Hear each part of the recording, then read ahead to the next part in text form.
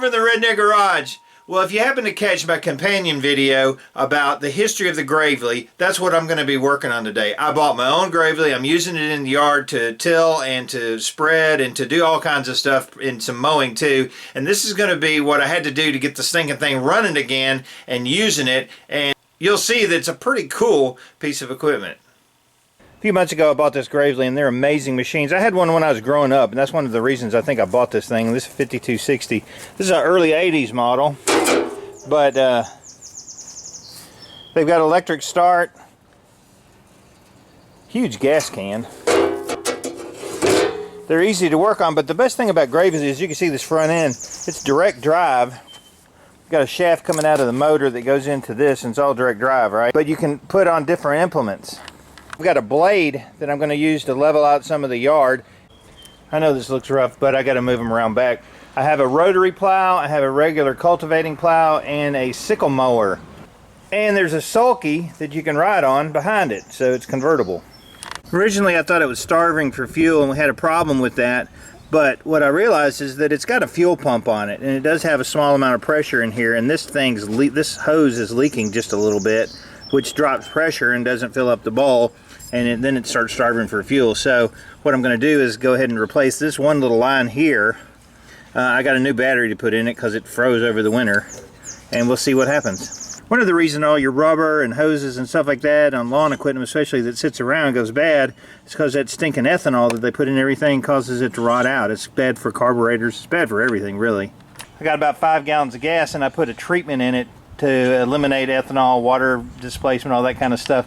So hopefully that'll help a little bit with it sitting. So the new battery is opposite to the old battery, but for 50 bucks I just crossed the terminals over. Had plenty of cable, so we're good to go. Let's crank her up and see if she starts.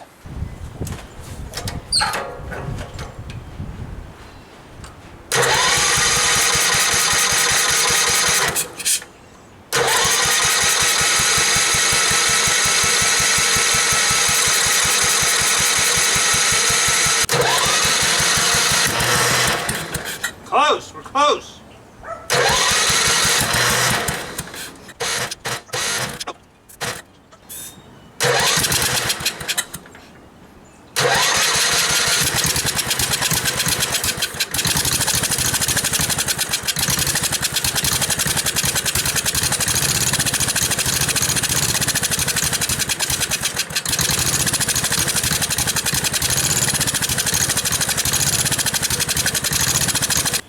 Alright, so I got it running, but obviously there's a problem in the fuel delivery somehow. Either the fuel pump isn't pumping, or there's some trash in there or something. It's a brand new carburetor, so I'm going to fiddle around with it and see if we can figure out what's causing it not to get any fuel flow at all.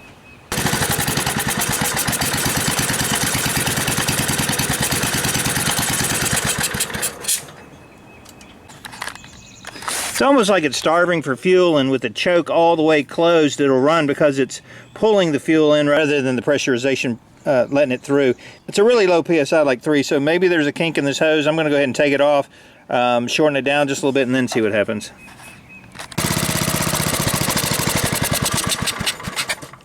Nope. I'm going to take this thing off, I think. Chinese stupid carburetor. Alright, I'm trying to get a jump on tomorrow by getting the carburetor off tonight. But I can see down on the ground there's a big old black spot where the gasoline has been running out. Right in here. Yeah, that's gasoline from the carburetor, which means that the float is not operating correctly. And we can only assume that it's probably that stinking ethanol again. So I'm going to take the carb off, and we're going to take a look at it. There's that light that I showed you before, man. This thing is cool. You just magnetize it to the lawnmower, and there you go.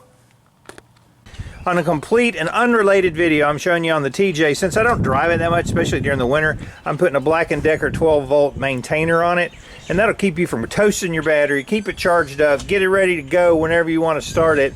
They're about 20 bucks on Amazon. I'll put a link down below, but these things are just awesome. You can actually install it where it's bolted into the battery rather than clips, and you can just plug it in when you're going to leave it for a while. But these things work great, and you don't have to worry about a dead battery.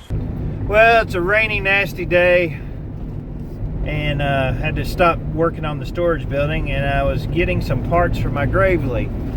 There's a guy in Springfield which is about an hour, 10 minutes away from the house, that has everything Gravely you can think of. He goes and collects all this stuff and resells it. And I'm getting some dual wheels for this baby because I'm going to try to grade down some dirt. I bought a blade from him about a year ago, and the dual wheels help with traction, and it keeps it from rolling over and stuff. So we're headed there. It's exciting drive. I'm over at Steven's place, and he's one of the nicest guys you'd ever want to meet, and he's got all kinds of Gravely junk, and that's where I bought the dual wheels for it. But he takes them, buys them in bulk, takes them apart, rebuilds them, and I tell you, man, I just had an enjoyable time talking to him. That's awesome. Okay, so after talking to Steven, I decided that this old carb that I almost threw away because I got in a Japanese one, it's probably okay, it just needs rebuilding, and I got it in my rebuild kit. It's awesome. There's not that much to this stinking thing. It's not like a 4-barrel Holly or something like that. I mean, there's only a few parts. It could be stopped up, there could be something in it. So we're going to soak this in carb cleaner and let it sit for a while, and then make sure all the passages are cleared out. And I think once we put the new gaskets in it, it'll be fine, but we'll see. Alright, I found an old metal bucket. That should work for the carb to soak it in.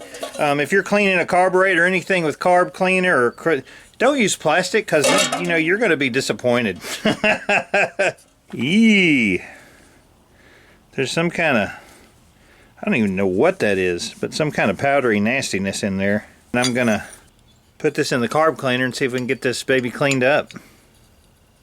Okay, when I look down in here, I can see some of that dusty crap. I don't know if you can see it, but it's like almost like silica or something. And all of this could be caused, truthfully, by the ethanol in the gasoline, which we're going to eliminate. But definitely there's a bunch of crap down in there. Here's the needle. And he said that those little holes in it can get stopped up, so we'll let it soak real well. I think what I'll probably use is like a real fine gun cleaner or a wire or something, try to make sure that there's nothing down in there. But definitely this certainly could cause a lot of issues with the running. Of course, they make all kinds of carb cleaner. I'm just going to use some B12 Berryman's, which was pretty cheap, and fill it up and just let it soak in this stuff. Well, the float's floating. We'll let it sit in here and we'll see how dirty this carb cleaner gets. But it's pretty nasty. Okay, so if you remember back at the beginning of the video, when I disassembled the carburetor, took it apart and kind of poured out, it looked like this sandy stuff or grit or dust. That's actually the ethanol. The ethanol is so bad for these stinking older lawnmowers and things like that that you should never use it. So we've got some non-ethanol gas to put in it. But truthfully, I'm almost 100% positive that's what's caused this thing to stop up and quit running correctly. Which is sad. I'm going to drain out the gas tank with the ethanol treated gas and put non-ethanol gas back in it to see if we have any difference. But we're going to get this thing put back together, and hopefully the Gravely will run like a top again. Alright, so that'll be it for today's video. The next video will be to see if I can take the most simple carburetor in the world and rebuild it without making any mistakes. I was really surprised about this ethanol garbage. So keep watching. It'll either be a success or a failure. I'm David from the Redneck Garage. Keep turning wrenches.